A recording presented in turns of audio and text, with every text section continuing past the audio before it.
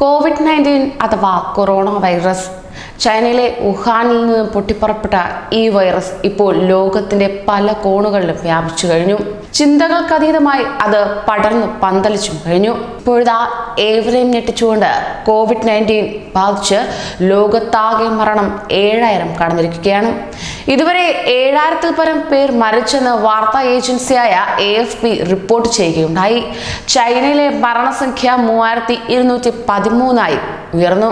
എന്നാൽ കൊറോണയെ തരണം ചെയ്ത് ചൈന ഇപ്പോൾ അതിജീവനത്തിന്റെ പാതയിലാണ്. അത് വെച്ച് നോക്കുമ്പോൾ ഇറ്റലിയിൽ അങ്ങനെയല്ല. ഇറ്റലിയിൽ 2158 പേരാണ് ഒരു മാസത്തിനിടെ തന്നെ മരിച്ചത്.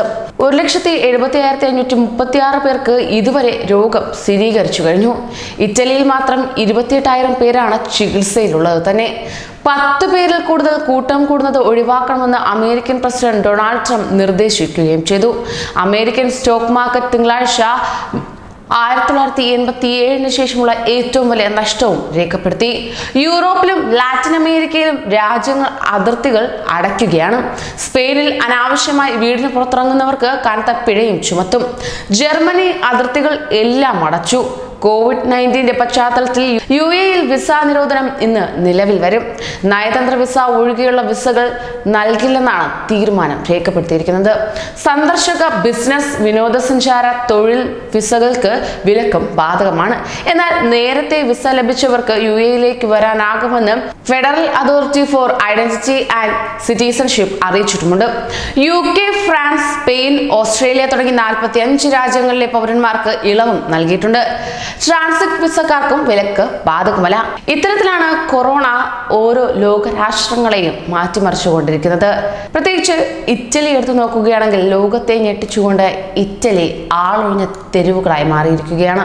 എന്നാൽ പ്രതിരോധിക്കാം. COVID-19 പകരുന്ന സാഹചര്യത്തിൽ പൊതുജനങ്ങൾ ശ്രദ്ധിക്കേണ്ട 10 കാര്യങ്ങൾ ഇവയാണ്. വ്യക്തിശുചിത്വം പ്രധാനമാണ്. ഇവയ്ക്ക് ചുമയ്ക്കുകയോ തുമ്മുകയോ ചെയ്യുമ്പോൾ മൂക്കും വായും മൂടുക. ടിഷ്യൂ പേപ്പർ, കർച്ചീഫുകൾ എന്നിവ സുരക്ഷിതമായി നിർമ്മാർജ്ജനം ചെയ്യുക. കൈകൾ സോപ്പ് ഉപയോഗിച്ച് ശരിയായ രീതിയിൽ കഴുകുക. മുഖത്ത് അനാവശ്യമായി സ്പർശിക്കാതിരിക്കുക. മാസ്കുകളും ഹാൻഡ് സാനിറ്റൈസറും സുലഭമല്ലാത്തതിനെ ചൊല്ലി അമിതമായ ആശങ്കയും വേണ്ട. രോഗീ സന്ദർശനം, പൊതുപരിപാടികൾ എന്നിവയിൽ നിന്ന് ഒഴിഞ്ഞു നിൽക്കുക. അത്യാവശ്യമില്ലാത്ത യാത്രകൾ ഒഴിവാക്കുക. രോഗബാധിത രാജ്യങ്ങളിൽ നിന്ന് വന്നെത്തിയവർ ആരോഗ്യവകുപ്പുമായി ബന്ധപ്പെട്ടിട്ടില്ല എന്നറിയുന്ന പക്ഷം പൊതുജനാരോഗ്യ സംവിധാനവുമായി ബന്ധപ്പെടുക. മുതിർന്ന പൗരന്മാർ കരുതൽ നിർദ്ദേശങ്ങൾ കൃത്യമായി പാലിക്കുന്നുവെന്ന് കുടുംബാംഗങ്ങൾ ഉറപ്പുവരുത്തുക. അവരെ കൂടുതൽ കരുതുക. അനാവശ്യമായ ആശുപത്രി സന്ദർശനം ഒഴിവാക്കുക. വ്യാജ സന്ദേശങ്ങളെ അവഗണിക്കുക. ആരോഗ്യ വകുപ്പിന്റെ നിർദ്ദേശങ്ങൾ പാലിക്കുക.